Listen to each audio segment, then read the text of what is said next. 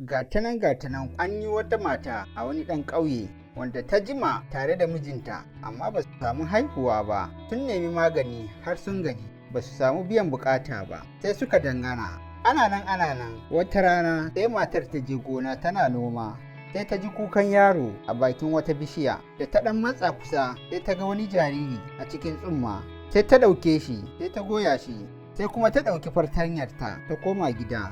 Da mijinta ya dawo sai ta ɗauko jaririn ta kawo masa sai ta ce masa, dama ina da kwantatten ciki shine yanzu ka ga na haihu a gona.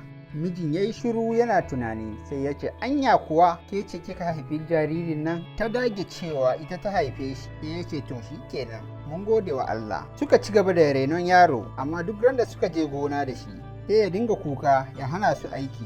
Da matar ta ga haka na faruwa kullum sai ta je cikin danginta ta ɗauko wata ƙanwarta domin ta dinga renonsa a gida. Rannan mai gida da matarsa suka tafi gona, suka bar yaro a hannun mai reno. Can sai mai reno ta ga yaro ya rikida ya zama babban mutum, sai ya yi aman wasu 'yan mata yara guda 6. Nan da nan yara suka fito suka fara tuyan ƙosai. Suka gama tuya ƙosan suka barbaɗa komai a sakar gidan, suka babbata sakar gidan. Da suka gama sai ya koma ya haɗiye 'yan matan, ya kuma rikidewa ya koma ƙaramin yaro.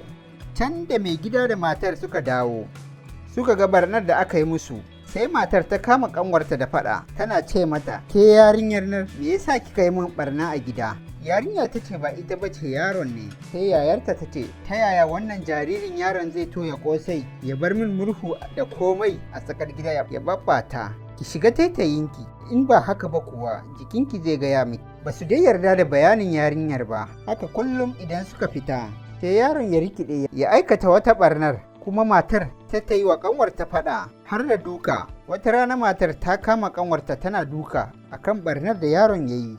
Dama wata tsohuwar makwabciyarsu tana gefe tana kallo. Sai tsohuwar ta kira ta ce mata, wannan dukar da kike yi wa ƙanwarki ba ta da laifi.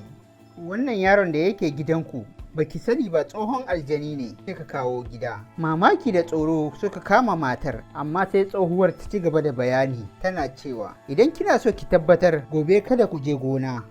Bayan gari ya waye ku fita ku ce za ku gona, sai ku zo ku ɓuya a gidana, za ku ga komai da idanunku. Sai ta ce, to Allah ya nuna mana goben. Da gari ya waye mijin matar suka shirya kamar za su gona. Da suka fita sai suka je gidan tsohuwar suka ɓuya. Bayan ɗan wani lokaci sai suka ga yaron ya rikida ya zama babba, sai ya amayo wannan 'yan matan. Sai suka fara tuyan ƙosai, suna hargitsa gidan, suna barbaɗa kullin ƙosai a ko'ina a tsakar gidan, suna yi suna waƙa. Da matar ta ga abin da yaron nan ya yi sai ta durkusa ƙasa ta fara kuka, tana gaya wa mijinta cewa gaskiya ba ɗanta ba ne, a gona ta tsince shi. Sai mijin ya ce, tun farko dama na yi shakka, gashi na tabbata ƙarya ke min. Matar ta ci gaba da kuka tana neman gafarar mai gidanta.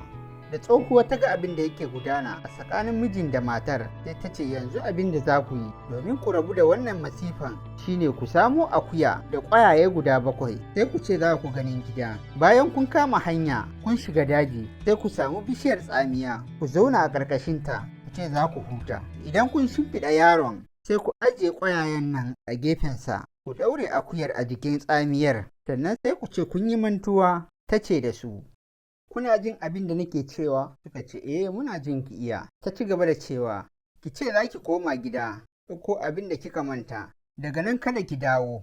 Jim kaɗan shi ma mijinki sai ya ce zai bi tsawunki domin kin daɗe. To idan kun tafi kada ku koma. Da zarar ya ga kun daɗe zai tashi ya tafi abinsa. Sai suka yi wa tsohuwa godiya suka koma gida. Da gari ya waye sai matar nan da mijinta suka ce za su ganin gida. Sai suka samo duk abin da tsohuwar nan ta ce su nemo.